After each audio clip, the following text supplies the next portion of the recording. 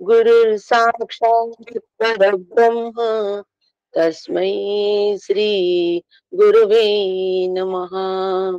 तस्मै श्री गुरुवे नमः.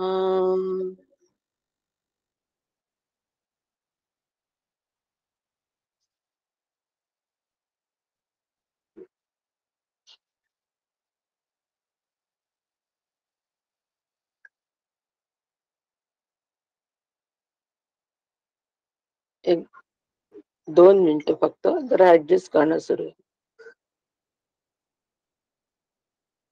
ठीक आहे. झालं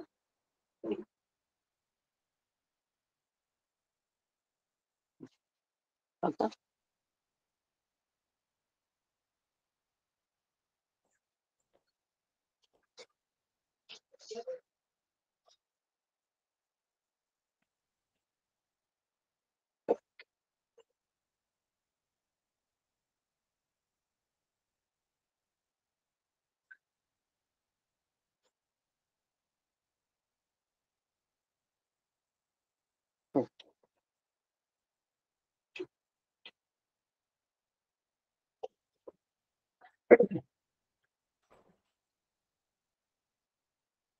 अभाग्यासी करी भाग्यवंत, ऐसे श्री गुरु का श्रीमंत.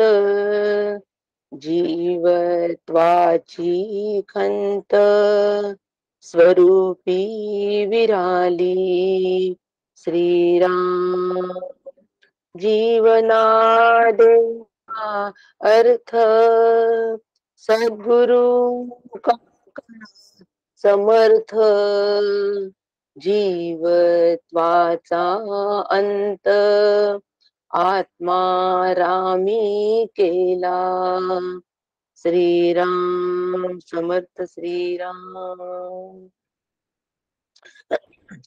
परमपूज्य श्री गुरु डॉक्टर काका यांना साष्टांग नमन करते. परमपूज्य मंदाताई यांनाही साष्टांग नमन करते. परमादरणीय सुनील काका यांनाही साष्टांग नमन करते.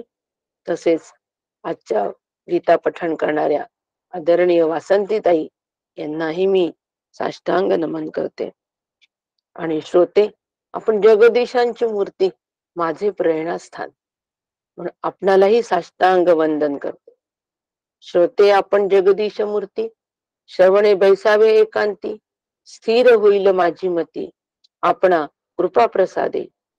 आपणा कृपा प्रसादाने माझी ही मती स्थिर तत्वावर स्थिर होणार आहे.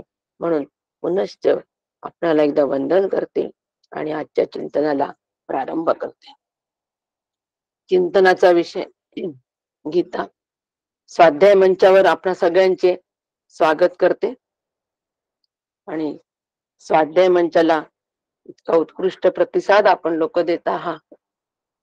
अभ्यासाचं रूपांतर, अध्ययनाचं रूपांतर अध्यापनामध्ये करण्यासाठी जो उत्सुक असतो त्यालाच तो स्वाध्याय, तो अभ्यास सदभ्यास होतो. तोच अभ्यास सदभ्यास होतो जो अध्ययनाचं रूपांतर अध्यापनामध्ये करण्यास उत्सुक असतो. जो अभ्यासाचं रूपांतर सदभ्यास होण्यामध्ये जो तयार असतो, तत्पर असतो, सावध असतो, त्याचाच सदभ्यास निरंतर होतो. तेवी सदभ्यासे निरंतर चित्तास परमपुरुषाची मोहर. लावो देह जावो अथवा राहो. काय सुंदर माऊलीने केलीये की अभ्यास हा सदभ्यास झाल्यानंतर अभ्यासाचं रूपांतर सदभ्यासामध्ये झालं पाहिजे आणि ते निरंतर झालं पाहिजे. सदभ्यासामध्ये झालं पाहिजे म्हणजे म्हणजे जो अभ्यास आम्ही करतो आहे त्या अभ्यासातून मी सतरूप कसा होईल, त्या अनुभवाला प्राप्त कसा होईल, ह्यासाठी ह्या दिशेने जो सतत प्रयत्नशील असतो, जो सावध असतो, त्याला सदभ्यास असं म्हणतात. नुसता अभ्यास करून अभ्यासाला महत्व नाही हो. अभ्यासाचं रूपांतर सदअभ्यासात झालं पाहिजे. आणि नुसत्या सदअभ्यासाला महत्व नाही, तर सदअभ्यासाने चित्तावर चैतन्याची मोहर लागली पाहिजे. म्हणजे तो ठसा उमटला पाहिजे चित्तावर. म्हणजे ठसा उमटावा म्हणजे अंतर्भाव तयार झाला पाहिजे. आणि अशा पद्धतीचा ज्यावेळेला अंतर्भाव तयार होईल, मग देह जाओ अथवा राहो. मग त्यावेळेला देह असला काय आणि नसला काय, तिथपर्यंत मात्र मला माझ्या देहाची साधन म्हणून अत्यंत गरज आहे. एकदा चित्ताला चित्त चैतन्य रूप झालं, चित्त चैतन्यामध्ये विलीन झालं, की मग न हाची नेम आता न फिरे माघारी, असं जोपर्यंत होत नाही, तोपर्यंत या चित्ताला चैतन्याची मोहर लागत नाही. आणि त्यासाठी ह्या चित्ताला चैतन्याची मोहर लागण्यासाठी 3 सूत्र फार महत्वाची आहे. ती 3 सूत्र म्हणजे श्री गुरूंचा अनुग्रह. श्री गुरूंचा अनुग्रह झाल्यानंतर नुसता अनुग्रह पुरेसा नाही हो. नुसता अनुग्रह पुरेसा नाही. नुसता श्री गुरूंचा अनुग्रह घेतला आणि आता आम्ही मुक्त होऊ, जीवनमुक्त होऊ नव्हे. अनुग्रह घेतल्यानंतर श्री गुरूंनी जो उपदेश केलेला आहे, तो उपदेश, त्यानंतर त्या उपदेशावर माझी आत्मचर्चा व्हावी. दुसरं सूत्र, पहिलं श्री गुरूंचा अनुग्रह, दुसरं आत्मचर्चा. आणि त्या आत्मचर्चेसाठी माझा संपर्क असावा, मी संपर्कात असावे.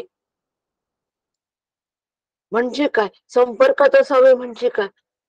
मी एक तर श्री गुरूंच्या संपर्कात असावं, नाही तर साधकांच्या संपर्कात असावं, तत्वज्ञानाच्या संपर्कात असावं. आणि संपर्कात राहण्यासाठी जी आता आधुनिक साधनं विज्ञानाने आमच्यासाठी उपलब्ध करून दिली आहे ना हो, त्या सगळ्यांचा फायदा घ्यावा. आणि त्या सगळ्याचा फायदा घेऊनच त्याचा सगळा परिणाम पाहायला मिळाला संपर्काचा. आपला ऑनलाईन वर्ग जो सुरू आहे, कठोपनिषदाचा आणखीन स्वाध्याय मंच, ह्याला मिळणारा भरभरून प्रतिसाद, संपर्कामध्ये सतत सातत्याच्या संपर्कात राहिल्यामुळे हा परिणाम दिसून येतोय. एकट्यामध्ये मी जर माझा अभ्यास केला तर आत्मचर्चा नाही, संपर्क नाही, तर तो अभ्यास सगळ्यांचाच तितका फलद्रूप होईल हे सांगता येत नाही. एखादाच कोणी असतो की त्यांनी त्यामध्ये अभ्यास केला आणि अनुग्रह होता क्षणीच तो मुक्त झाला, असा एखादाच असतो. आम्ही सर्वसामान्य साधक आहो, सर्वसामान्यांसारखी वाटचाल करावी आणि मोकळं व्हावं. म्हणून श्री गुरूंचा अनुग्रह, आत्मचर्चा आणि संपर्क. एकदा आमचा ऑनलाईन वर्ग झाला की त्यानंतर आम्ही दुसऱ्या दिवशीपर्यंत संपर्कातच नाही येतो. इतकं व्यस्त असतो आम्ही आमच्या प्रपंचामध्ये, आमच्या व्यवहारामध्ये, की त्याचा संपर्कच नाही, तत्वज्ञानाचा संपर्क नाही आणि व्यक्तीचाही संपर्क नाही. त्याच्यावर आत्मचर्चा तर दूरच. खरं म्हणजे पहिले जो पहिला काळ होता, त्या काळाच्या मानाने आता तर ही साधनं अतिशय सहज उपलब्ध झालीये. आणि म्हणून सहज मिळे त्यात जीव तृप्तता न पावे. बरोबर म्हटलंय संतांनी. जे सहज मिळतं ना त्यात जीव तृप्त नाही होत. जे असाध्य असतं त्याच्या मागे जीव धडपड करतो. आणि म्हणून जे सहज शक्य आहे ती साधनं घेऊन आम्ही आत्मचर्चा संपर्क केली तर सदअभ्यास व्हायला लागणार नाही. तो निरंतर लागणार नाही आणि चित्तावर चैतन्याची मोहर लागायला वेळ लागणार नाही. आणि म्हणून हा अभ्यास महत्वाचा, सूत्ररूप अभ्यास महत्वाचा. आणि म्हणून आपण दुसऱ्या अध्यायाचा सूत्ररूप अभ्यास करतो आहे. प्रत्येक श्लोकामध्ये एक सूत्र दडलंय, त्या सूत्राला पकडायचं आणि तो अभ्यास करायचा. आणि सांख्य योगामधून शोक निवृत्ती साधायची. सांख्य योग दुसरा, त्याच्यातून शोक निवृत्ती. फार महत्वाची, शोकनिवृत्ती फार महत्वाची. आणि म्हणून आपण गेले 2 वर्ग सूत्ररूपाचा अभ्यास बघतो आहे. आजच्या वर्गामध्ये मात्र हा सूत्ररूप अभ्यासाचा उपसंहार होणार आहे. यानंतर हा सूत्ररूप अभ्यास मी माझा करायचा आहे, होमवर्क. आणि पुढच्या याच्यापासून आपण स्थितप्रज्ञाच्या लक्षणांवर येणार आहोत. कारण कोणत्या गोष्टीला किती वेळ द्यायचा हो, हे याचं पण आम्ही काळ, काम, वेगाचं गणित ठरवलंच पाहिजे. नियोजन ह्याचं पण केलंच पाहिजे. त्याशिवाय अभ्यास होणार नाही. आणि म्हणून आम्ही मागच्या वेळेला बघितलं की न हन्य ते हन्यमाने शरीरे. सूत्र पाहिलं, शरीराचा नाश झाला तरी त्याचा नाश होत नाही. म्हणजे कोणाचा नाश होत नाही? म्हणजे आत्म्याचा नाश होत नाही. शरीर गेलं तरी आत्मा मरत नाही. आणि म्हणून विचार कशाचा करायचा? न हन्यतेचा विचार करायचा. हन्यमाने शरीराचा विचार करायचा का? अजिबात नाही.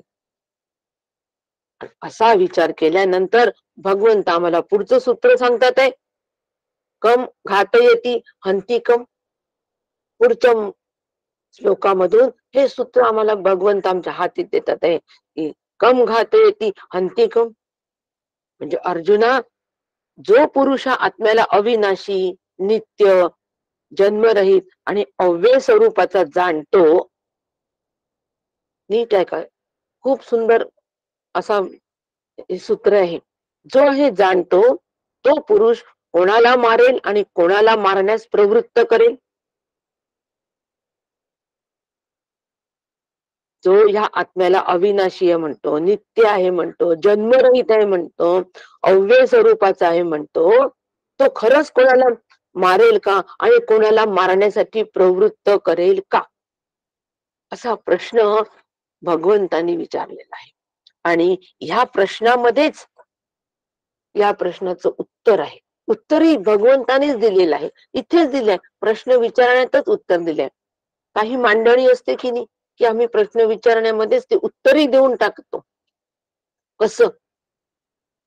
एखादा मनुष्य अत्यंत सज्जन असतो बघा, परोपकारी असतो, सज्जन असतो, प्रेमळ असतो, त्याला आपण चांगलं ओळखत असतो. पण त्याच्याबद्दल जर कोणी अद्वा बोललं, विपरीत बोललो त्याच्याबद्दल, तर आपण काय म्हणतो? तो इतका सज्जन आहे, तो इतका परोपकारी आहे, इतका प्रेमळ आहे, खरंच का तो कोणाला त्रास देईल? त्यांनी जे त्या सज्जन माणसाबद्दल अद्वा बोलतात, त्यांना आम्हीच प्रश्न करतो, खरंच का ते कोणाला त्रास देतील? विचारतो की नाही असा प्रश्न? सगळ्यांचा अनुभव आहे की नाही? प्रश्न विचारण्यातच आपण त्याला उत्तर देऊन दिलेलं आहे की नाही? आणि त्या ठिकाणी विश्वास सुद्धा आम्ही प्रगट केला आहे की नाही? खरंच का तो कोणाचं वाईट करेल? तुम्हीच सांगा. मग तुम्ही असं कसं बोलता? कारण तो अत्यंत सज्जन आहे. अगदी त्याप्रमाणे हे जसं आम्ही व्यवहारामध्ये आम्हाला असा अनुभव असतो, अगदी त्याप्रमाणे भगवंत विचारतात आहे अर्जुनाला, कम घातयती. कम म्हणजे कोणाला? घातयती, मारण्यास प्रवृत्त करेल. कम हंती. हंती कम म्हणजे कोणाला तो मारेल, कोणाला प्रवृत्त करेल आणि कोणाला तो मारेल? तूच सांग. ज्यांनी या आत्मस्वरूपाला जाणलं आहे, तो असं म्हणेल का की तो मारण्याला प्रवृत्त करेल आणि तो मारेल? यातून भगवंतांना आम्हाला काय सुचवायचं आहे की आमच्या बाबतीमध्ये कर्तृत्व भाव आहे, म्हणून आम्हाला शोक आहे. आणि आत्मा त्या ठिकाणी कर्तृत्व भाव नाही. आत्मा हा अकर्ता आहे. आणि तो आत्मा मी आहे असा जर आम्ही विचार केला तर आमची शोक निवृत्ती होत आहे. म्हणून कम घातयती हंती कम प्रश्न मी विचारायचा मला. आणि हा प्रश्न का विचारायचं? काही काही ज्यावेळेला आम्हाला निर्णय घ्यायचे असतात, तर असं प्रश्नार्थक मांडणी करून ते निर्णय आम्ही घेत असतो. प्रश्नार्थक मांडणीने सुद्धा निर्णयाला बळकटी येत असते. जशी सकारात्मक मांडणी करायची, नकारात्मक मांडणी करायची, प्रश्नार्थक मांडणी करायची, या सगळ्या मांडणीचा उपयोग करायचा. कशासाठी? वास्तवाची मांडणी करण्यासाठी. लक्षात घ्या, सकारात्मक मांडणी, नकारात्मक मांडणी शब्द वापरल्याबरोबर आपण लोक गोंधळात पडले असाल. मांडणी करताना सगळ्या पद्धतीची मांडणी करायची आणि वास्तव लक्षात घ्यायचं. वास्तव काय आहे? आत्मा अमर आहे. आत्मा अज अजर अमर आहे. तो अकर्ता आहे. कर्तृत्व त्याच्याकडे नाही आणि तो मी आहे. हे वास्तव आहे आणि ह्या वास्तवापर्यंत यायला अशा प्रश्नात्मक मांडणी करून परत निर्णयाला बळकटी आणायची हो. युक्त्या आहेत या. अभ्यासामधल्या युक्त्या आहेत, सदअभ्यासामधल्या युक्त्या आहेत. या आत्मचर्चेतून, संपर्कातून येतात. म्हणून आत्मचर्चा करायला विसरू नका. म्हणून आजचं आपलं चिंतन जे झालं, त्या चिंतनावर मला कोणता मुद्दा भावला, कोणता मुद्दा अधिक विशेषत्वाने आजच्या याच्यामध्ये प्रधानत्वाने महत्वाचा होता. ग्रुपवर जर आपण असा एक एक मुद्दा जरी टाकला तरी मला असं वाटतं त्यातून आत्मचर्चा नक्कीच घडेल. प्रत्यक्ष आपण करू शकत नाही कारण सगळे वेगवेगळ्या प्रदेशामधले आहेत. परंतु माध्यम सगळ्यांचं एकच आहे. एका माध्यमातून आपण एका प्लॅटफॉर्मवर सगळे आहोत. मग त्या प्लॅटफॉर्मचा उपयोग आपण आत्मचर्चेसाठी का न करावा? आधुनिक तंत्रज्ञान आपण का न वापरावं?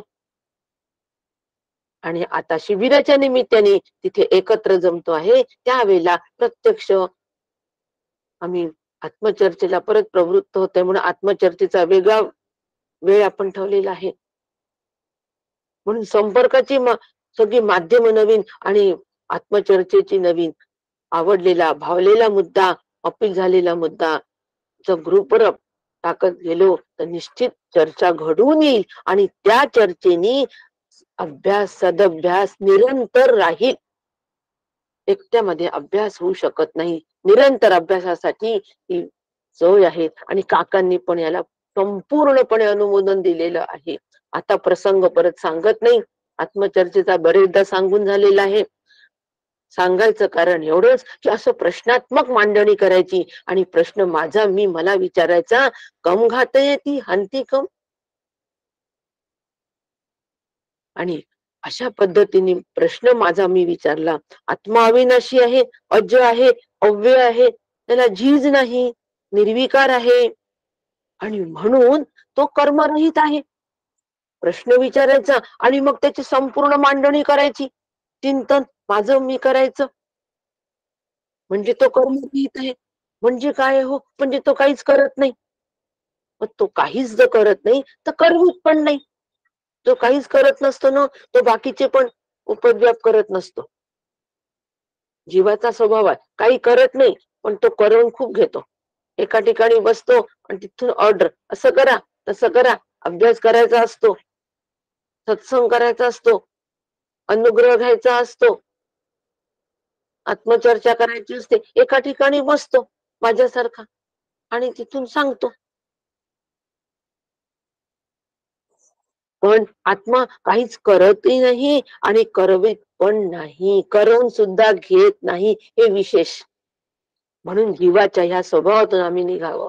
आम्ही जर काही करत नाही तर करून पण घ्यायचं नाही. शांत बसायचं. अकर्ता या भूमिकेत तेव्हाच आम्ही राहू.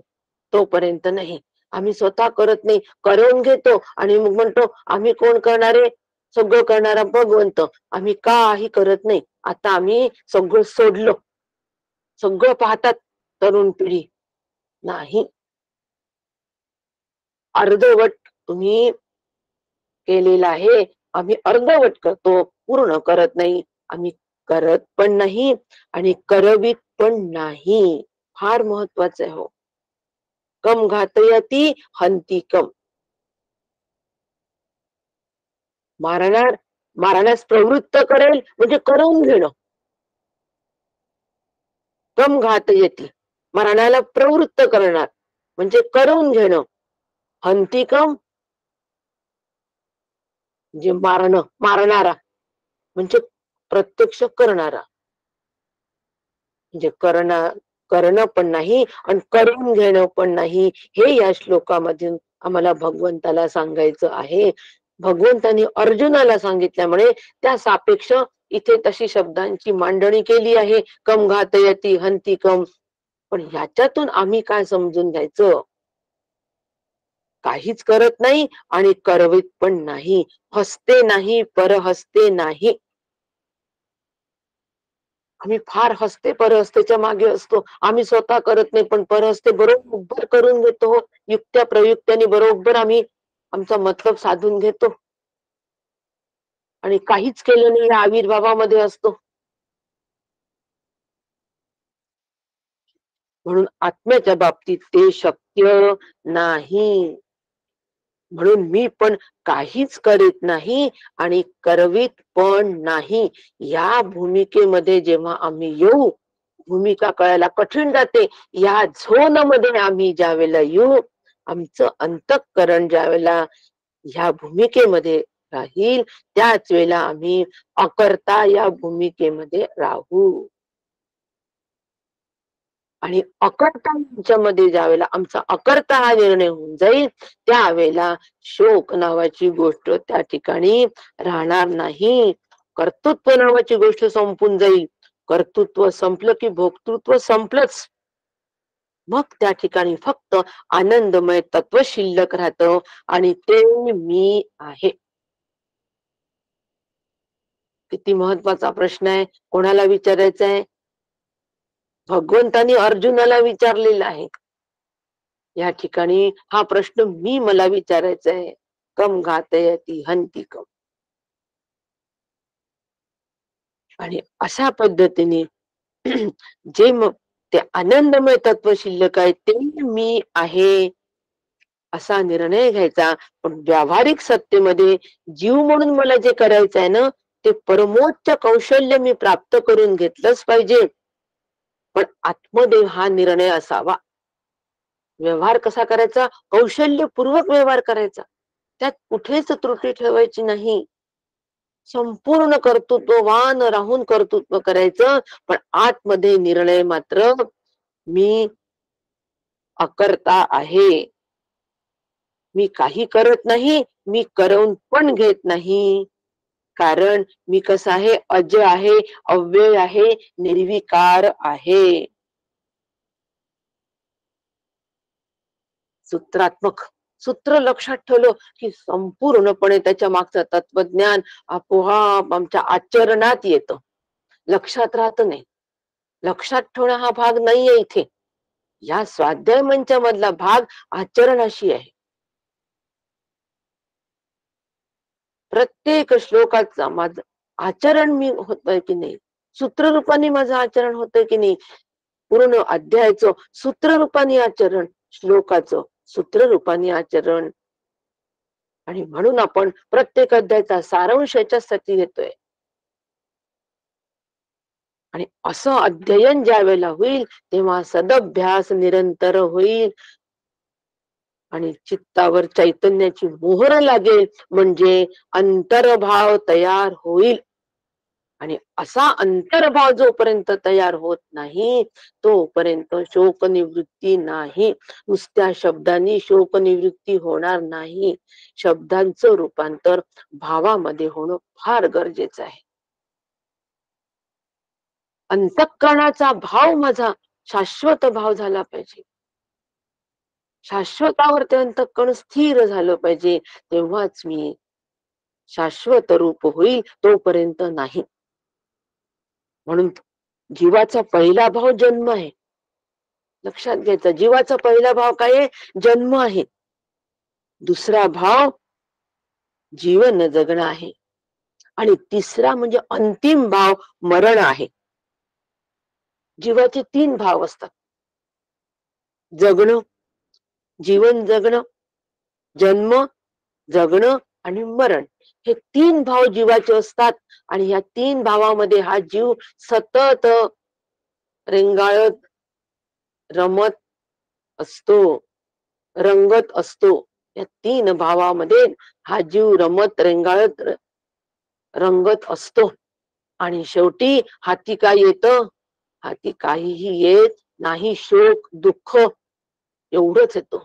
आणि म्हणून ह्या शोकातून निघायचं असेल तर ह्या तीन भावातून आम्हाला निघायलाच हवं आणि एकच अंतर्भाव तयार करायला हवा. या तीन भावामध्ये असणं मानसिकता आहे. ही मानसिकता असते ती आम्हाला पूर्वजन्माच्या कर्मानुसार वासनेनुसार तयार होत असते. परंतु अंतर्भाव तयार करणं ही मनोरचना आहे.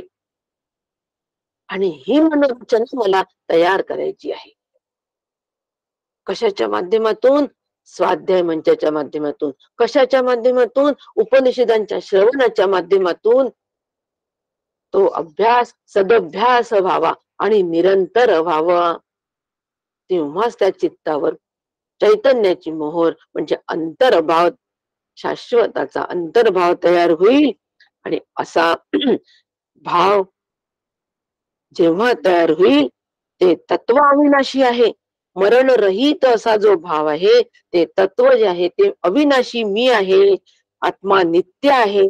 आत्म्याला कर्तृत्व नाही, आत्म्याला भोक्तृत्व नाही, झीज नाही. कर्तृत्व भोक्तृत्व रहित आत्मस्वरूप आहे ते मी नाही. शरीर, घर, जग याला झीज आहे. आत्मा न झिजणारा आणि अव्यय आहे. असा विचार जर मी केला आणि ह्या विचारानुरूप जर आमचा अंतर्भाव तयार झाला. का अंतर्भाव आज म्हणते हो? कारण आता भगवंतांनी आमचा अंतर्भावच तयार केलेला आहे. अंतर्भाव शोकनिवृत्ती जी केलेली आहे. सांख्ययोगाच्या माध्यमातून शोकनिवृत्ती करायची म्हणजे काय करायचं? 2 टॅब्लेट्स घेतल्या, रोग मुक्ती झाली. भरपूर कचरा आहे, झाडून टाकलं, स्वच्छ झालं. अशा पद्धतीची ही निवृत्ती आहे का? 60 वर्ष नोकरी केली, निवृत्त झालो. कर्माशी संबंध आहे का याचा? निवृत्तीचा संबंध कर्माशी आहे का? विचार चालू आहे. निवृत्तीचा संबंध कर्माशी नाही. निवृत्तीचा संबंध वृत्तीशी आहे. निवृत्त अंतःकरणामधून ती वृत्तीच मला नामशेष करायची आहे. आणि वृत्ती नामशेष जर करायची असेल तर अंतःकरणाचा भाव आम्हाला शाश्वत भाव करावा, तयार करावा लागेल पहिले. आणि मग त्या वृत्तीची निवृत्ती होईल. त्याप्रमाणे होणार नाही. आहे की नाही हो जबाबदारी भाव तयार करण्याची? म्हणून सूत्रात्मक अभ्यासाच्या माध्यमातून अंतर्भाव तयार करायचा आहे. आणि हा अंतर्भाव तयार करणं चालू आहे. असा विचार ज्यावेळेला आम्ही करू, असा भाव आमचा तयार होईल. ह्या जीवाच्या 3 भावामधून आम्ही निघू आणि एकच भावावर येऊ, अंतर्भावावर येऊ. तोच मग आम्हाला दुःख होणार नाही, व्याकुळता तयार होणार नाही. अशा ज्ञाताला कर्तव्याची भूमिका राहत नाही हो. मग कर्तव्याच्या भूमिकेमध्ये तो राहत नाही. मग असा जो ज्ञाता असतो त्याला भगवंताच्या आज्ञेचं अधिष्ठान मिळतं. काय वाक्यरचना बा काकांची, माझी नाही. भगवंताच्या आज्ञेचं अधिष्ठान मिळतं. म्हणजे काय होतं? असा ज्ञानी जो आहे, असा ज्ञानी पुरुष ज्या वेळेला कर्म करत ना, ती भगवंताची आज्ञा, भगवंताची आज्ञा, भगवंताची इच्छा असं म्हणून कर्म करतो. याला म्हणतात भगवंताच्या आज्ञेचं अधिष्ठान. अगदी पक्क लक्षात ठेवा हा शब्द. भगवंताच्या आज्ञे आपण आतापर्यंत अभ्यास केला. भगवंताची आज्ञा पाळली पाहिजे, भगवंताच्या आज्ञेत राहिलो पाहिजे, त्याच्या इच्छेने हे सगळं होतं. हे सगळं आम्ही आजपर्यंत अनेकदा ऐकलं. परंतु आज्ञेचं अधिष्ठान माझं झालं का? हा महत्वाचा प्रश्न आहे. भगवंताच्या आज्ञेचं अधिष्ठान माझं व्हायला पाहिजे. भगवंताची आज्ञा अधिष्ठित रूपाने मी स्वीकारली पाहिजे. आणि ज्ञानी पुरुषाचं कर्म हे असं असतो, अकर्ता या भूमिकेमध्ये असल्यामुळे कर्तव्याची भूमिका राहत नाही आणि भगवंताच्या आज्ञेचं अधिष्ठान मी तो करिष्ये वचनम तव. आज्ञेचं अधिष्ठानाचं स्वरूप काय आहे? करिष्ये वचनम तव. तयांचे सर्व ऐकावे. करिष्ये वचनम तव. तया जाणावे, धरावे, सेवावे, तयांचे सर्व ऐकावे. असं अधिष्ठान भगवंताच्या आज्ञेचं ज्यावेळेला होतं त्यावेळेला कर्ता ही भूमिका गेली हो. अधिष्ठान फार महत्वाचं आहे. त्यावेळेला कर्ता ही भूमिका गेली. कोणाची? माझी. कर्ता ही भूमिका गेली, कर्तव्य ही भूमिका पण गेली. भगवंताच्या आज्ञेच्या अधिष्ठानावर कर्ता पण संपतो, कर्तव्य ही पण भूमिका गेली. निष्काम कर्मयोग आणि भगवंताची आज्ञा या भूमिकेमध्ये असतो. बस आहे की आनंदाची व्याप्ती आहे ना तिथे, दुःख निवृत्ती आहे का? सगळं कोण करतो? भगवंत करतो. मी कसा आहे? अकर्ता आहे. मी अकर्ता आहे. कम घातयाती हंती कम सूत्र आम्हाला कुठपर्यंत घेऊन आलं? अकर्ता ह्या अंतर्भावापर्यंत घेऊन आलं. हा अंतरीचा भाव झाला. मी अकर्ता आहे, हा अंतरीचा भाव झाला. समर्थांनी अंतर्भाव या त्यांच्या लघुकाव्यात फार सुंदर अंतर्भाव तयार करून दिलेला आहे. आणि म्हणून अशा पद्धतीने ह्या श्लोकाचं सूत्र लक्षात घेतलं तर आम्ही सहजगत्या अलगद रीती शोक निवृत्ती तिथे होईल, कळणार पण नाही. म्हणून पुढचा मंत्र जो पुढचा श्लोक जो आहे त्या पुढच्या श्लोकामध्ये सगळ्यांना अत्यंत आवडणारा आणि भगवंतांनी पण दृष्टांताच्या माध्यमातून आम्हाला सांगून ठेवलेला अत्यंत प्रसिद्ध असा वासांसी जीर्णान यथा विहार. ज्याप्रमाणे पुरुष जीर्ण वस्त्र टाकून नवीन वस्त्र धारण करतो त्याप्रमाणे आत्मा जीर्ण शरीराचा त्याग करतो, दुसरे नवीन शरीरे धारण करतो. एक दृष्टांत दिलेला आहे आणि त्या दृष्टांताच्या माध्यमातून आम्हाला भगवंताने हळूच अलगद आमच्या हातात सूत्र देऊन दिलेलं आहे. तथा शरीराने विहाय जीर्णा. अरे बाबा, शोध तू कशाचा करतो आहे? जो जाणार आहे त्याचा शोध होतोय. तर ते कसं आहे? विहाय जीर्णा. शरीराने शरीर म्हटलं आहे. शरीराबरोबर जे दृश्य आहे, जे व्यक्त आहे, ते सगळं कसं आहे? विहाय जीर्ण आहे. म्हणजे जीर्ण होणार आहे, म्हणजे त्यांना झीज आहे, हे तू आधीच मान्य कर. दृष्टांताच्या माध्यमातून शोक निवृत्ती. दृष्टांत मनामध्ये एकदा ठसला की आम्ही त्या द्राष्टांताकडे येतो आणि द्राष्टांत ठसायला मदत होते. अंतर्भाव तयार व्हायला मदत दृष्टांताच्या माध्यमातून होते. म्हणून दृष्टांतामध्ये न रमता त्यातल्या भावामध्ये रमायचं आणि तो मी धारण करायचा. बस. दृष्टांताचा उपयोग संपला. नाही तर दृष्टांतातच रमतो आणि द्राष्टांताकडे दुर्लक्ष. म्हणून शरीराला जीर्ण वस्त्र म्हटलेलं आहे. शरीर कसं आहे?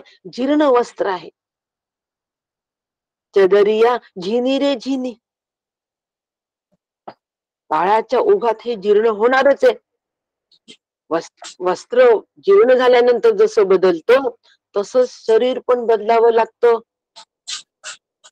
पण वस्त्र परिधान करणारा पुरुष तोच असतो, हे आपण मान्य आहे की नाही? तो बदलत नाही. अगदी तसं हे शरीर झिजणार आहे, याचा नाश होणार आहे.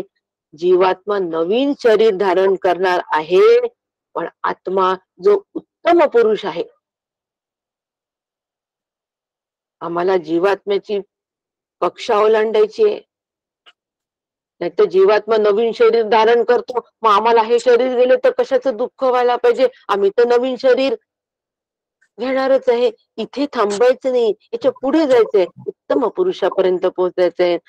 तो जो उत्तम पुरुष आहे, आत्मा आहे, तोच त्याच्याच अधिष्ठानावर हे सगळं होणार आहे.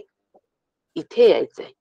नाही तर मग शरीराचा दृष्टांत, शरीर जीर्ण झालं, नवीन वस्त्र जीर्ण झालं, नवीन वस्त्र परिधान केली. नवीन वस्त्र परिधान करण्याचा आनंद असतो, केवढा आनंद असतो. त्या नवीन वस्त्र परिधान करण्याचा आनंद तिथे रमायचं नाही, तिथे थांबायचं नाही, त्याच्या पलीकडे जायचंय, मला पलीकडे जायचंय. तो नवीन वस्त्र परिधान करण्याचा आनंद कोणाच्या अधिष्ठानावर मिळतो आहे, त्या अधिष्ठानाकडे जायचंय आणि त्याच्या अधिष्ठानावर हे सगळं होणार आहे. तो आत्मा, तो उत्तम पुरुष मी आहे, असा विचार जर आम्ही करत असू तर तथा शरीराने विहाय जीर्णा हे मी सहजपणे स्वीकारेल, सहजता असावी. पण अशा पद्धतीचा अंतर्भाव तयार असेल तर, आज सगळं भावावरच आहे. कारण उपसंहार आहे, मग नुसतं उपसंहारामध्ये सूत्र हातात देऊन द्यायची आणि थांबायचं. हो, ती पतंग, पतंगीला सूत्र बांधलंय कशासाठी, ती उडवायला, त्याचा आनंद घ्यायला. नुसतं पतंगीला सूत्र बांधायचं आणि ते हातात धरून जर बसलो तर काहीच उपयोग नाही. सूत्र नुसतं हातात घेऊन उपयोगित नाही, सूत्र रूप व्हायचं आहे, तो भाव तयार करायचा आहे. म्हणून नवीन वस्त्र जर परिधान करायचे नसतील आम्हाला, तर मग मात्र ह्याच देही ह्याच डोळा भोगू मुक्तीचा सोहळा म्हणून शोक निवृत्त व्हायचंय, शोक मुक्त व्हायचं आहे, जीवन मुक्त व्हायचंय. हेच ध्येय असावं, हीच महत्वाकांक्षा असावी. क्षणोक्षणी हाती करावा विचार. काय करायचा विचार, नाशिवंत देह जाणार सकळ, आयुष्य का तो काळ सावधान. नाशिवंत देह आहे, जाणारच आहे, सावधान हो. आणि काय कर सावधान होऊन, नुसतं सावध नको हो रे बाबा, तर संत समागमी धरून आवडी. नुसतं सावध होऊ नको, तर संत समागमाला लाग, संत सहवास घे, त्याच्यामध्ये आवड निर्माण कर, प्रेम निर्माण कर, आवड निर्माण कर, म्हणजे सदभ्यास होईल. करावी तातडी परमार्थी, परमार्थाची तातडी कर.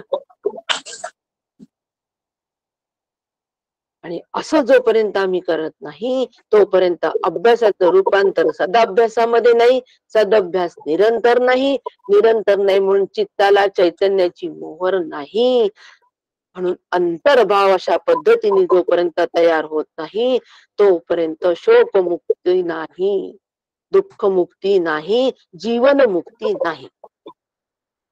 भगवंत सांगून राहिले.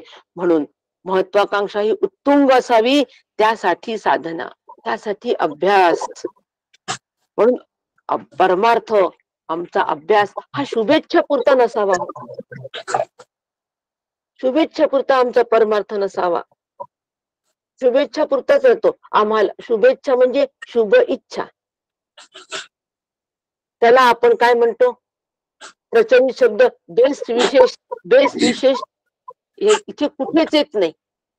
बेस्ट विशेष अलीकडचा शब्द बेस्ट विशेष, त्याच्या पलीकडे शुभेच्छा, शुभ इच्छा, एकच इच्छा, शुभ इच्छा. ती म्हणजे मी मुक्त व्हावं, ही शुभ इच्छा आहे. आणि परमार्थ आमचा एवढ्या इच्छेपुरताच मर्यादित राहतो, पुढची वाटचालच आमची थांबून जाते. बस आम्हाला मुक्त व्हायचंय, आम्हाला मोक्ष मिळवायचंय, हे जीवन नकोच झालं, हे दुःख नकोच झालं, हा प्रपंचात खरंच माया मोह माया फार त्रासून टाकते, आम्हाला मुक्त व्हायचंय. बस एवढंच बोलण्यापुरताच मर्यादित राहतो, तो शुभेच्छेपुरताच मर्यादित राहतो. त्याच्या पुढे आम्हाला वाटचाल करायची आहे. आणि म्हणून या सांख्ययोगाच्या अभ्यासाचे सगळ्यात महत्वाचे सूत्र आहे, सगळ्या सूत्रांचं सार आहे ह्या सगळ्या शोक निवृत्ती या सूत्राचा सार दिलेला आहे. काकांनी दिला आहे सार. आणि काका म्हणतात की ह्या अभ्यासाने सदा वसंतम हृदयारविंदे, हे सगळ्यात महत्वाचं सूत्र लक्षात ठेवावं. सूत्रांचा अभ्यास कशासाठी? हे महत्वाचं सूत्र आमच्या हाती लागावं म्हणून.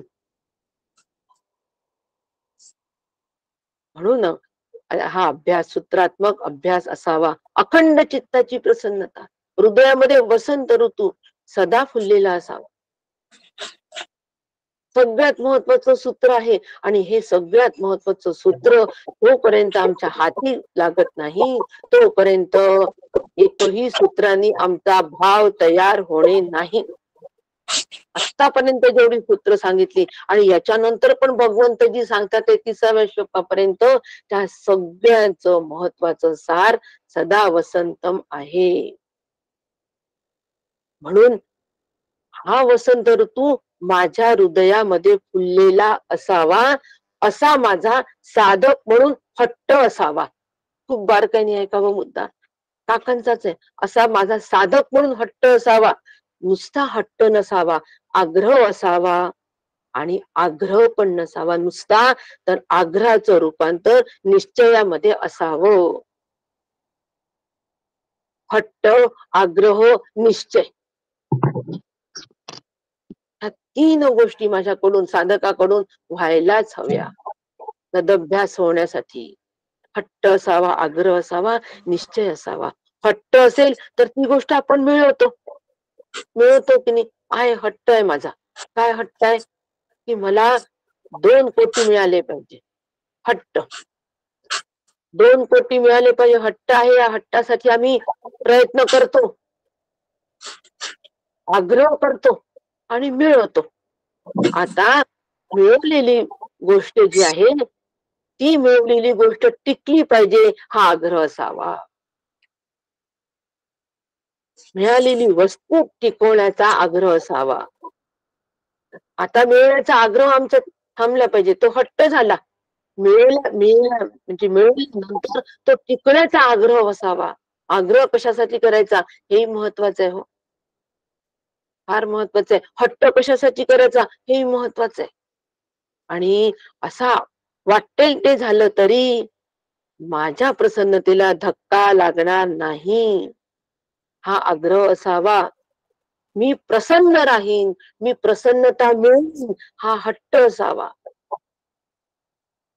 वाटेल ते झालं तरी मी प्रसन्नता मिळवीनच, माझी चित्तवृत्ती मी प्रसन्न ठेवीनच. त्यासाठी सूत्ररूपाचा अभ्यास करीन, आत्मचर्चा करीन, संपर्कात राहीन. आणि ती प्रसन्नता मिळवल्यानंतर त्या प्रसन्नतेला धक्का लागणार नाही, हा नंतर आग्रह. आणि त्या आग्रहाचं रूपांतर मग निश्चयात होतं. असा हट्ट, आग्रह, निश्चय नसेल तर ह्या उपक्रमाचा अजिबात उपयोग नाही. कोणत्या उपक्रमाचा? शोकनिवृत्ती उपक्रमाचा. कोणता उपक्रम? गीतेचा उपक्रम, जो भगवंतांनी आमच्यासाठी दिलेला आहे, जीवासाठी दिलेला आहे. त्याचा मग आग्रह राहणार नाही, त्याचा हट्ट, त्याचा आम्हाला काय राहणार नाही? शोक राहणार नाही. पण असा हट्ट, आग्रह आणि आग्रहाचं रूपांतर निश्चयात झालं तर, नाही तर फक्त शुभेच्छेचाच परमार्थ राहील. लक्षात घ्या, परमार्थ फक्त शुभेच्छेपर्यंत ठेवायचा नाही, त्याच्या पुढे जायचं आहे. आणि ह्याला तप असं म्हणतात. आता ह्याला तप म्हणतात हे आपल्याला माहित होतं का? भगवंतांनी आम्हाला सांगितलंय, काकांनी सांगितलंय की ह्याला तप असं म्हणतात. हो, हे तप आहे. हरी चिंतन सद्रूप, हे तप तपा माझे. शरीर शोषणा तप हा मूर्खांचा खटाटोप. शरीर शोषण करायचं आणि तप करायचं, हा कोणाचा खटाटोप आहे? मूर्खांचा खटाटोप आहे. शरीराला छळायचं आणि तप म्हणायचं. पण हरिचिंतने सद्रूप, हे तप तपा माझे. आम्ही दुःखी, दीन असता कामा नये. आग्रह जर आमचा सदा वसंतचा आग्रह असेल तर आम्ही कधी दुःखी नसावं, कधी दीन नसावं. दुःखी दुःखी जे आहे, दैन्य दैन्य जे आहे, कधी दीनवाण आम्ही नसावं. आणि दैन्य मनाच्या रचनेवर अवलंबून असतं आणि दारिद्र्य संपत्तीवर अवलंबून असतं. आम्ही दैन्यवान नसावं, आम्ही दीन कधीच नसावं, तरच हा वसंत फुललेला राहील. नाही तर मग सांगितलंच होतं, इच्छेचे सगळे प्रकार याचनेपर्यंत दैन्य. म्हणून दैन्य दुःख आम्हा न येती जवळी. आमच्या जवळ पण नाही आले पाहिजे हो दैन्य आणि दुःख. दैन्य आलं तर दुःख येतच. त्या ठिकाणी सदा वसंतम नाही. म्हणून या पुढच्या सगळ्या श्लोकांचे महत्वाचं सूत्र सदा वसंतम हे आहे. आता सदा वसंतम म्हणजे काय? सदा म्हणजे नेहमी, नेहमी म्हणजे नित्य, नित्य म्हणजे अनु, सतत. सतत वसंत केव्हा राहील? तो नित्य केव्हा राहील? ज्यावेळी सर्वत्र सदा सम, सर्वत्र सदा सम अशा ब्रह्मतत्वाचा विचार जेव्हा सतत राहील, त्याच वेळेला अनु, नित्य हे अंतःकरणात असेल. तोपर्यंत कसं? जर आम्ही सतत अस्थायी स्वरूपाचा विचार करत असू, तर त्या ठिकाणी स्थायी स्वरूप कसं राहील? आकाश पाण्यामध्येच जर आम्ही सतत बसलेले राहू, तो सतत खालीवर खालीवर होतो. कधी वर गेल्याचं भीती वाटते, खाली आलं तर आनंद होतो, मध्ये असेल तर आणखीन छान होतो. सतत जर आम्ही आकाश पाहण्यामध्येच बसलेलं राहू, तर आम्हाला स्थिरत्वाचा आनंद केव्हा मिळेल? मिळू शकत नाही. मग त्या ठिकाणी सदा वसंतम कसा राहील? सदा म्हणजे नेहमी अनु आणि असा वसंतम जर आमच्या अंतःकरणामध्ये नित्य राहावा वाटत असेल, तर त्यासाठी तो अंतर्भाव तयार करावा लागेल. शाश्वत तत्वाबद्दलचा तो अंतर्भाव असावा. आणि गीतेचा अभ्यास ह्यासाठी आहे. म्हणून स्थिर तत्वाचा अंतर्भाव स्थिर करण्यासाठी अस्थिर तत्व जे आहे, त्या अस्थिर तत्वाचा विचार आम्ही कधीच करू नाही. त्या अस्थिरतेला आमच्या अंतःकरणामध्ये कधीच जागा देऊ नये. अस्थिरतेला जर आम्ही अंतःकरणात जागा दिली, म्हणजे त्या भावना होतात. भावना अस्थिर असतात. त्यांना अंतःकरणात जागा दिली. प्रपंचाला अंतःकरणात जागा दिली. भावनेला अंतःकरणात जागा दिली. भावना. ज्या ठिकाणी भाव नाही, त्या ठिकाणी भावना. ती अस्थिर असते. म्हणून भावो तेथे भाग्य पहावं. ज्या ठिकाणी भाव आहे, शाश्वत भाव ज्या ठिकाणी आहे, शाश्वत अंतर्भाव ज्याचा शाश्वताचा झालेला आहे, त्या ठिकाणी भाव तेथे भाग्य पाहो. भाग्य बघा, चला भाग्य पाहिला. कोणतं भाग्य आहे? अंतर्भाव शाश्वताचा झाल्यानंतर कोणतं भाग्य आहे? कोणतं भाग्य आम्हाला बघायचं आहे? भाव तेथे निसंदेह हो, निसंशय अंतःकरण वृत्ती होते. आणि भाव तेथे प्रगट आहे देव. त्या ठिकाणी देवाचं प्रागट्यकरण. वसंतम फुललेला असतो. वसंत फुललेला असतो त्या ठिकाणी. आणि सदा फुललेला असतो. 1 महिना नाही. 24 तास, 12 महिने शरीर आहे तोपर्यंत. तेथे प्रगटे देव निज स्वभाव स्वानंदे. ह्या वसंताला काय म्हणतात? स्वानंद म्हणतात. आणि हा स्वानंद हा निज स्वभाव आहे. म्हणजे तो कधी जन्मला नाही. निज तो स्वभावच आनंद रूप, मुळातच आनंद रूप हा स्वभाव आहे. विस्तो स्वभावानेच गरम आहे. बर्फ स्वभावताच थंड आहे. तसं स्वरूप स्वभावताच आनंद रूप आहे.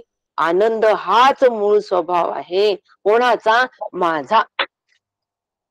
आणि असा विचार जर आम्ही करत असू, माझा मूळ स्वभाव हाच आनंद रूप आहे. आणि अशा पद्धतीने निज स्वभाव स्वानंदे जर भाव झाला, त्यासाठी आम्हाला विचार करावा लागतो की आत्म्याला शस्त्र लागत नाही. नैनम छिंदती शस्त्राने, त्या ठिकाणी शस्त्र लागत नाही. शस्त्राचा घाव कोणावर होतो? रूपावर होतो, अवयवावर होतो. शरीराला घाव लागेल, मनाला घाव लागेल. मन रूपाने बर का, जेवढं जेवढं व्यक्त होतं त्या सगळ्याला रूप आहे. तुम्हाला माझं मन कळत नाही का? झालं की नाही व्यक्ती. माझ्या मनात काय सुरू आहे? मला नाही, माझ्या मनासारखं नाही झालं, झालं की नाही व्यक्त मन. माझ्या मनाची काहीच कदर नाही, आलं की नाही व्यक्तता. म्हणजे मन रूपवान आहे की नाही, म्हणजे मनावर पण घाव होणार आहे की नाही, शरीरावर पण घाव होणार आहे की नाही. पण मी मन नाही, मी शरीर नाही. मी कोण आहे? चिदानंद रूप शिवोहम शिवोहम. म्हणून मला शस्त्राचा घाव लागत नाही, शस्त्र मला लागत नाही. आणि सगळा व्यावहारिक या ठिकाणी क्रिया दिल्या हो. चटका बसत नाही, वाऱ्याने वाळणार नाही, भिजणार नाही, वाळणार नाही, जळत नाही. ह्या सगळ्या व्यावहारिक क्रिया दिलेल्या या ठिकाणी, आणि ह्या सगळ्या व्यावहारिक क्रियेशी माझा संबंध नाही. आता मनाला, मन जर कोणी दुखवलं आमचं, तर मनाला चटका बसतो की नाही. मग त्या दुखवल्यानंतर मला वाईट वाटायला हवं का? किती वाईट वाटतो. किती दिवस त्या जातात, टच बोलले होते मला, तेवढे दिवस त्याच्यामध्ये जातात. असं होणार नाही. थोडक्यात या व्यावहारिक क्रियेशी माझा संबंध नाही. अध्यात्मावर जे काही घडतं त्याचा अधिष्ठानाला जराही धक्का लागत नाही. ते न ढळणार अढळ तत्व मी आहे सदा. भाड्याच्या घरामधला आता आनंद नको हो, स्वगृही जाण्याचा आनंद पाहिजे आता. बस स्थिर आनंद. भाड्याच्या घरामध्ये नाही, भाडं द्यावं लागतो प्रत्येक वेळेला एकच. भाडे घर मालकाचं टोन नसतं, घर रिकामं करा, आमचं घर आहे, आमचं घर आहे. नाही, स्वतःच्या घरामध्ये जायचं. कसं आहे स्वतःचं घर? नित्य सर्वगत स्थाणुरम अचलोयम सनातन. 5 गोष्टी एका त्याच्यात सांगितल्या. 5 गोष्टी कशासाठी? एकाच सूत्रात बांधलेला आहे. त्याचा संबंध आत्म्याशी आहे, रूपाशी नाही. आत्मा नित्य आहे, सर्वगत आहे. त्या रूपाशी लावल्या, नित्य सर्वगत अचलोयम सनातन, ह्या रूपाशी लावल्या सगळ्या गोष्टी, की त्या भावना होतात. भाव नाही त्या भावना. रूपाशी लावल्या तर भावना, आणि स्वरूपाशी लावला तर अंतर्भाव तयार होतो. मग आम्ही कशाशी लावायला पाहिजे? ह्या सगळ्या 5ही गोष्टी एकदम दिलेल्या आहेत भगवंतानी आम्हाला. कशासाठी? आमच्यावर बंबार्डिंग केलं, मिसाईल्स बंबार्डिंग. आणि बंबार्डिंग केल्यानंतर काय होतं? तत्काळ नाश होतो त्या गोष्टींचा. शहराच्या शहर खलास तत्काळ होतात. आणि म्हणून भगवंतानी बंबार्डिंग केलं. असं म्हणून घ्यायला काय हरकत आहे हो? आमच्या अविद्येचा, अज्ञानाचा तत्काळ नाश होण्यासाठी 5 गोष्टी एकदम दिलेल्या आहेत. आणि अंतर्भाव करायचं तयार आमचा तत्काळ झाला पाहिजे. म्हणून त्या रूपाशी लावायचं नाही. रूपाशी लावलं की भावना, स्वरूपाशी लावलं की अंतर्भाव. म्हणून ब्रह्म असतची असे, माया निरसिताची निरसे. पक्क लक्षात ठेवायचं. म्हणून मी नित्य आहे म्हणजे नित्य आणि सत्य यात थोडा फरक आहे. थोडा फरक तो लक्षातच घ्यावा. म्हणजे मग नित्य आणि सत्य. मी नित्य आहे म्हणजे मी नित्य का बरं आहे? कारण मला 4 अभाव नाही, म्हणून मी नित्य आहे. 4 अभावांच्या सापेक्ष मी नित्याचा विचार करावा. आणि मी सत्य आहे, मी काळाच्या अतीत आहे, काल सापेक्ष विचार करावा मी. आणि असा मी जेव्हा विचार करेल, मी सर्व आहे, मी व्यापक आहे, यो यो वै भूमा तत् सुखम नाल, असा विचार मी जर केला तरच माझा अंतर्भाव तयार होणार आहे. शाश्वत भाव तयार झाला की त्या ठिकाणी सदा वसंतम राहणार आहे. म्हणून मी स्थाणून म्हणजे मी हालत नाही, मी अचल आहे, मी सनातन आहे. सनातन म्हणजे काय? सनातन, सन म्हणजे चालू वर्तमान काळ, सन म्हणजे सूर्य नाही, चालू वर्तमान काळ. आणि अतन म्हणजे ज्याला शरीर नाही असं कालातीत तत्व, तेच तत्व ह्या शरीरात आहे, ते कालातीत आहे, त्याला सनातन असं म्हणतात. हो, म्हणून अध्यस्थाच्या अधिष्ठानावर अध्यास, अधिष्ठानावर अध्यस्थाचा अध्यास आम्हाला होतो. आणि म्हणून अध्यस्त म्हणजे काय? अधि आस्ते. अध्यस्त म्हणजे अधि आस्ते म्हणजे काय? अधि म्हणजे अधिही, अधिही असते म्हणजे अधि म्हणजे बुद्धी. ज्याच्याजवळ बुद्धी नसते त्याला, बुद्धी नसताना त्याला जे होतं त्याला अध्यास म्हणतात. आता बुद्धी नसताना जे होतं म्हणजे कोणती बुद्धी? कोणती बुद्धी? कोणाचा तरी अनम्यूट आहे, बाकीच्यांना ऐकण्यात प्रॉब्लेम येईल. अत्यंत महत्वाचा मुद्दा आहे. हे अध्यस्व कृपया आपलं म्यूट करा. अध्यस्व थोडस. हो हो. रेखा वहिनींचा आहे. अध्यास सांगते मी. आवाज येतोय. अधिष्ठानावर, अधिष्ठानावर जे भासत, जे अधिष्ठानावर जे आहे त्याला अध्यस्त म्हणतात. आणि ते अध्यस्त जेव्हा मला सत्य वाटतं, ते खरं आहे असं वाटतं, तो अध्यास आहे. आणि अध्यास म्हणजे अधि आस्ते. अध्यास म्हणजे अधि आस्ते. धी म्हणजे बुद्धी, म्हणजे ज्याच्या जवळ बुद्धी नसते त्यांना जे होतं त्याला अध्यास असं म्हणतात.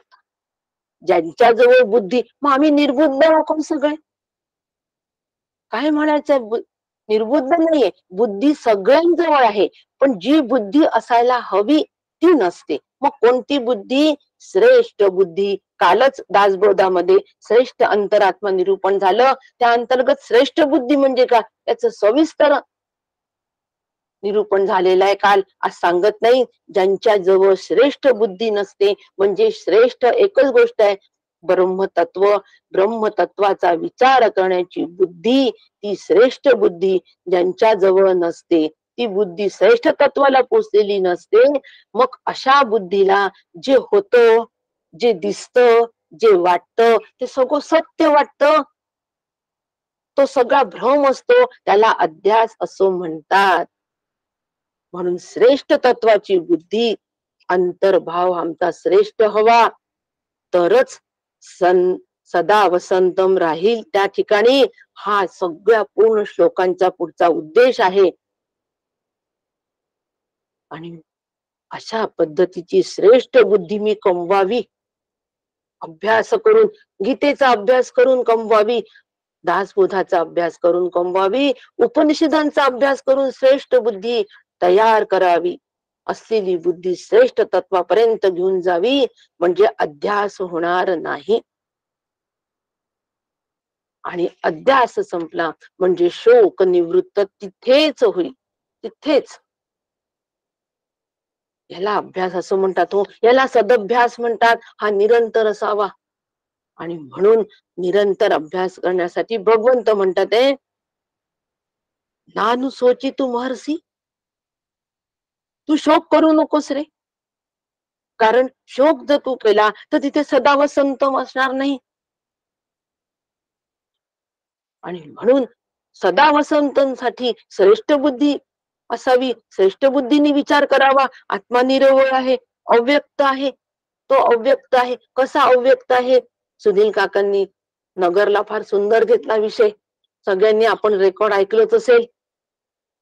काकांच्या अधिकारवाणीतून हा विषय आपल्या सगळ्यांच्या चित्तावर कोरला गेलाय. त्याची मी आज फक्त रिव्हिजन करते. तो अव्यक्त आहे. कसा अव्यक्त आहे? पपई, ऊस, संत्र याच्यामध्ये रस असतो, त्या रसाला आकार आहे. सांगू शकता, पपईचा आकार सांगतो, संत्र्याचा आकार सांगतो, रंग सांगतो, रूप सांगतो, पण रसामधल्या आतला रसाला आकार अजिबात नाही. पण तो रस जर आम्ही काचेच्या पेल्यात टाकला तर सुंदर असा रंगही दिसतो, रूपही दिसतो, त्याला आकारही दिसतो त्या रसाला. म्हणजे उपाधीमुळे आकार आला की नाही त्या रसाला, उपाधीचं माध्यम वापरलं तेव्हा रसाला आकार आला की नाही. अगदी ह्याच आत्म्याला या उपाधीमुळे आकार येतो, आल्यासारखा जणू काही वाटतो. उसाच्या रसाला जणू काही आकार आला, तो जर तुम्ही उभ्या पेल्यात घेतला तर उभा रस वाटतो, आडव्या भांड्यात घेतला तर आडवा वाटतो. अगदी त्याप्रमाणे आत्म्याला या उपाधीमुळे विविध आकार असल्यासारखे जणू वाटतात. जणू काही हा शब्द फार महत्वाचा आहे, अंडरलाईन करा. जणू काही विसरले की तुम्ही भावनेमध्ये आम्ही आलो. काय सुंदर रस आहे, किती सुंदर दिसतो आहे. कारण जणू काही विसरलो, उपाधी विसरलो आणि रसाच्या आकारामध्ये रमलो. जणू काही आलं की मग त्याच्याकडे, उपाधीकडे आपोआप दुर्लक्ष होतं. बेंटेक्सचे दागिने घातल्यानंतर हे जणू काही सोन्यासारखे दिसतात, हा एक भाव असतो ना अंतरंग. ते सोनं सोनं म्हणून कधी स्वीकारतो का? कारण तो अंतरंगात भाव असतोच जणू काही. तसं अगदी त्याप्रमाणे जणू काही या आत्म्याला उपाधीमुळे आकाराला मुळात तो अव्यक्त आहे. व्यक्ताचा मला त्रास होता कामा नये. जीवाला व्यक्ताची भाषा कळते, भावना व्यक्त करता येतात, पण भाव अनुभवता येतो. एक 5 मिनिटं जास्ती घेणार आहे अजून आणि विषय पूर्ण करणार आहे. तेवढी सगळ्यांनी तयारी ठेवा. बिलकुल भावना व्यक्त करता येतात, पण भाव मात्र अनुभवता येतो. म्हणून अंतर्भाव तयार करून अनुभव रूपता आणावी. भावना असतील तर त्या व्यक्त होतील. काय छान प्रवचन केलं. भावना, छान प्रवचनामधलं छान भावरूपाने जर अंतःकरणात ते राहिलं, भावरूप झालो तर मात्र अनुभव. रस काय छान दिसतोय हो ग्लास मध्ये, भावना. पण रस प्रत्यक्ष घेतल्यानंतर त्या गोडीशी एकरूप कसा रस आहे म्हटल्यानंतर चेष्टाप्रमाणे नाही शब्द बोलता येत. काकांनी सांगितलेलं आहे नगरला, तेच मी आपल्या समोर मांडते.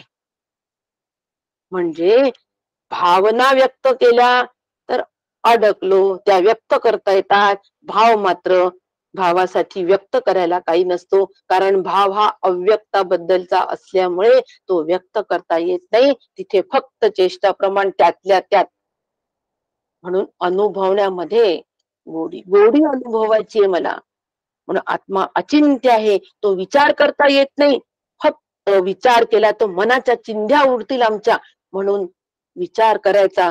पण मग सापेक्ष विचार न करता सोहम विचार करायचा. कसा आहे आत्मा अचिंत्य आहे म्हणून सोहमचा विचार सतत करायचा. त्यांनी आमचा अंतर्भाव तयार होईल. अचिंत्याची चिंतनासाठी फक्त सोहमचं चिंतन ही एकच पद्धत आहे. बस. सहा अहम, तो मी आहे, तो मी आहे. ज्ञान अधिष्ठानावर होतंय, तो मी आहे. पाहतोय, आत्म्याच्या अधिष्ठानामुळे दिसतंय, आत्म्याच्या अधिष्ठानामुळे प्रिय वाटते गोष्ट, त्याच्यामुळे सुख मिळत आहे, तो मी आहे. सहा अहम, सहा अहम.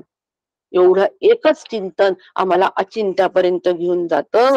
म्हणून त्या व्यतिरिक्त कोणतंही चिंतन अचिंत्यापर्यंत घेऊन जात नाही. म्हणून अंतर्भाव अचिंत्याचाच तयार झाला पाहिजे. म्हणून साधन आम्हाला व्यतिरेकाचं करून अनुभव मात्र आम्हाला अन्वयाचा झालाय. असं एकदा झालं की नाही हो, की येशा गुरु कृपे. बस त्यांनी मला आपल्या गोटात सामील करून घ्यावं. कोणी हो, श्री गुरूंनी. हे एकदा झाला, तयार झाला अंतर्भाव. अनुभव रूपतेपर्यंत आला तो, की त्यांनी मला आपल्या गोटात सामील करून घ्यायचं. म्हणजे त्यांच्यामध्ये, म्हणजे ब्रह्मतत्वामध्ये, म्हणजे श्री गुरूंमध्ये विलीन व्हायचे. म्हणजे नानुसोची तू महर्षी.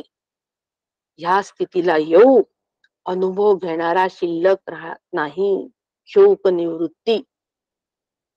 भगवंतांनी ह्याला शोक निवृत्ती असं म्हटलेलं आहे. ही शोक निवृत्ती आमची व्हावी म्हणून भगवंतांनी आम्हाला या शोक निवृत्तीच्या उपायामध्ये धार्मिक, व्यावहारिक, नैतिक, पारमार्थिक सगळ्या सत्तेतून हे समजावून सांगितलंय हो. सगळ्या सत्तेतून समजून सांगून तो भाव तयार केलेला आहे, अंतर्भाव तयार केलेला आहे.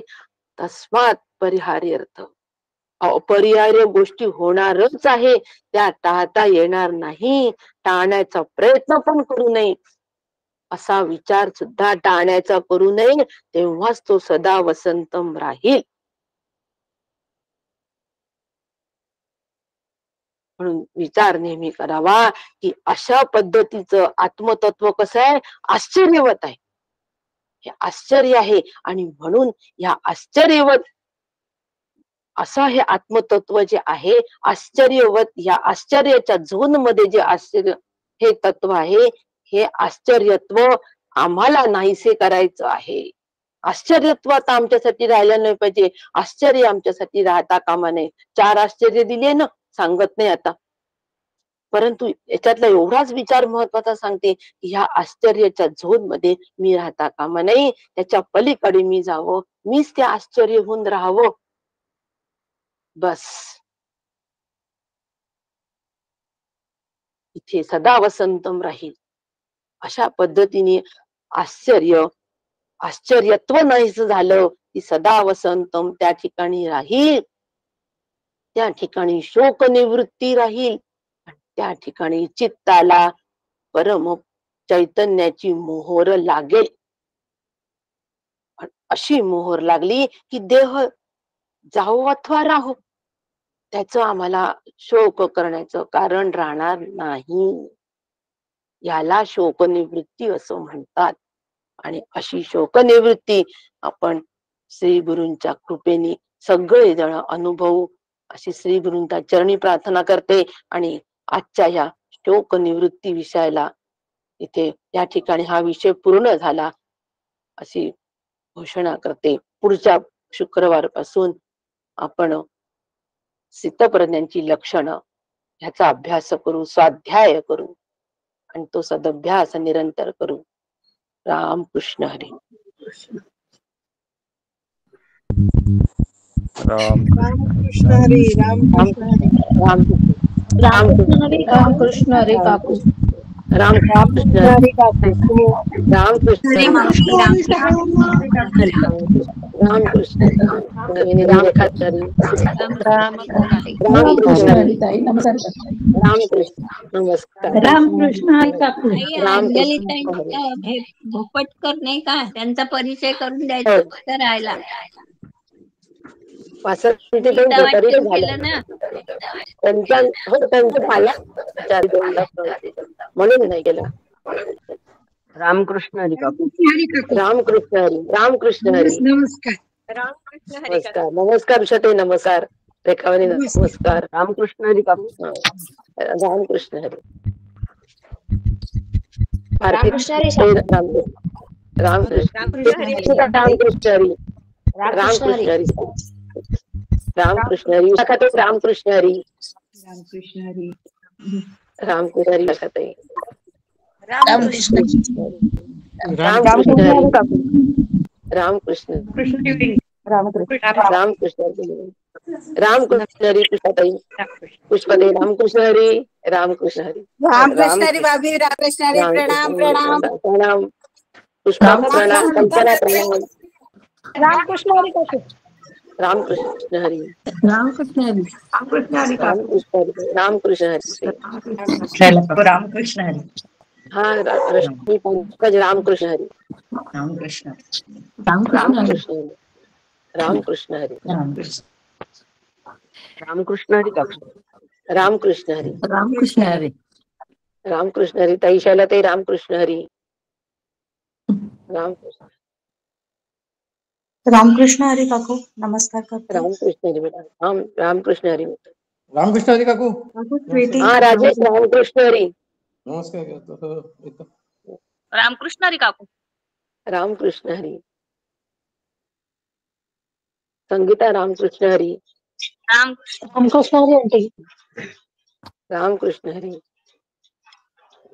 रामकृष्ण हरी शैलाताई. रामकृष्ण हरी अनघाताई. रामकृष्ण हरी. खूप छान झाली शोकनिवृत्ती. असंच आहे. हो खरंय खरंय. हे बारकावे तुम्ही सांगता ना त्यामुळे फार सनातनचा अर्थ समजला, अध्यस्थचा अर्थ समजला. छान वाटतंय. हो हो. रामकृष्ण. नमस्कार कर. रामकृष्ण हरी शैलाताई. रामकृष्ण हरी ताई. रामकृष्ण हरी. नानासाहेब नमस्कार करते. नमस्कार. सूक्ष्म बुद्धी वाढवावी लागेल आता. सूक्ष्म बुद्धी वाढवली पाहिजे. बस. वाढवावी लागेल. अभ्यास आणि अट्टहासाने. हो अगदी. रामकृष्ण हरी वहिनी. रामकृष्ण हरी. तुमचं बंबार्डिंग पोहोचलं आजपर्यंत. तुमचं बंबार्डिंग व्हिडिओ ऑन करा. हो का? व्हिडिओ ऑन करा प्लीज. भाभी रामकृष्ण हरी. हा रामकृष्ण हरी भैया. रामकृष्ण हरी.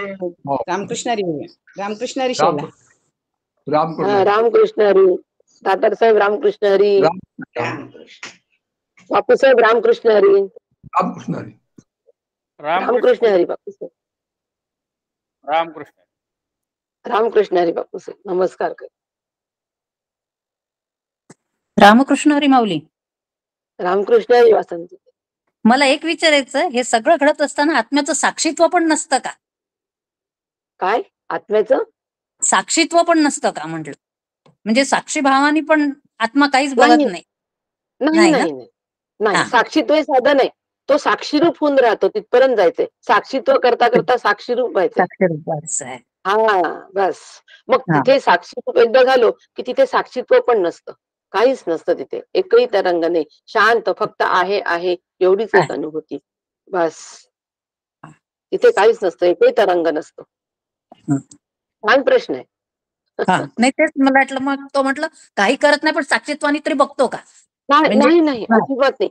साक्षीत्व आत्मसाक्षीत्व करतच नाही. तो चिदाभासच साक्षीत्व करत असतो. तो करतच नाही. तो साक्षीरूप आहे. बुद्धीवर पडलेला प्रकाश. हा तोच करत असतो. त्याला साक्षीत्व करायचंय. चिदाभासाला साक्षीत्व करायचं. हा तो करायचा. त्याला करायचंय साक्षी. रामकृष्ण हरी माऊली. रामकृष्ण हरी वासंती. नमस्कार. रामकृष्ण हरी. रामकृष्ण. रामकृष्ण हरी रवींद्रजी. रामकृष्ण हरी. पांडेजी नमस्कार करते. रामकृष्ण हरी शैला. पांडेजी नमस्कार करते. रामकृष्ण हरी नमस्कार करते. नमस्कार. तब्येत नाही चांगली? नाही आहे पण थोडं आज बरं वाटत नव्हतं. हो का? शैलाताई नमस्कार. रामकृष्ण हरी. हा सुरेंद्र दादा नमस्कार. रामकृष्ण. ठेवते शैला. हो करा आराम बहिणी. हो हो. आज शशांक दादा नाही वाटतं. आहे नमस्कार. शशांक दादा दोघांनाही नमस्कार. व्हिडिओ दर्शन द्या बाबा. दर्शन दिलं की चांगलं. विठ्ठल रखुमाचं दर्शन व्हायलाच पाहिजे. नमस्कार दोघांनाही. नमस्कार करतो वहिनी. नमस्कार. दोघांनाही नमस्कार. रचनालाही नमस्कार. आज आपल्या सूत्ररूपाने हा विषय आटोपलाय. खरंय खरंय. चांगला आहे. छान. काही याच्यामध्ये अधिक हे करायचं असेल तर नक्की सांगा. बदल काही ऍड करायचं असेल तर सांगा. काही कमी राहिलं असेल तर नक्की सांगा. एकदा हा विषय पक्का झाला की बस आता फक्त आग्रह आणि निश्चयच. काकांची शब्द आहे का ते. हट्ट आग्रह निश्चय. खरंय खरंय खरंय.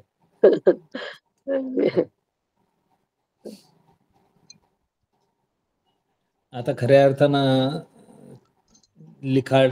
लिखित स्वरूपात काही मुद्दे यायला हा हवेत.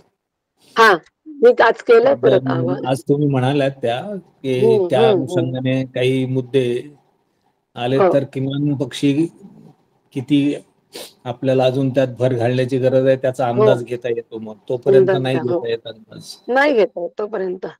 हम्म. ठीक आहे, आपण आपल्या पुरता अंदाज घ्यावा. हो हो हो नाही आपण आपल्यापर्यंत बर तुमच्यासारखे खरंय.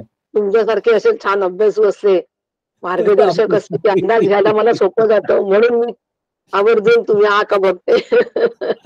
आणि त्या त्या शुक्रवारी दृष्टीने तुम्ही असतो. हो परीक्षक म्हणूनच मी तुम्हाला ते स्थान दिलंय की तुम्ही परीक्षक असावं. माझं माझं यांचं मी काही म्हणत नाही, माझं परीक्षक. मागे बसले आहेत ते, मागे बसले आहेत ते. स्त्रोत टिकून येतो ना. तो स्त्रोत टिकून येतो. एवढं नक्की असावं. आणि तेवढीच इच्छा आहे की नक्की आजच्या निरूपणामध्ये काय अधिक हवं होतं, कोणता मुद्दा कमी झाला, कोणता जास्त झाला, अशा पद्धतीचं परीक्षण असलं तर नक्की सुधारणा होते ना. खरंय. नक्की सुधारणा ऍप्लिकेशन मध्ये हा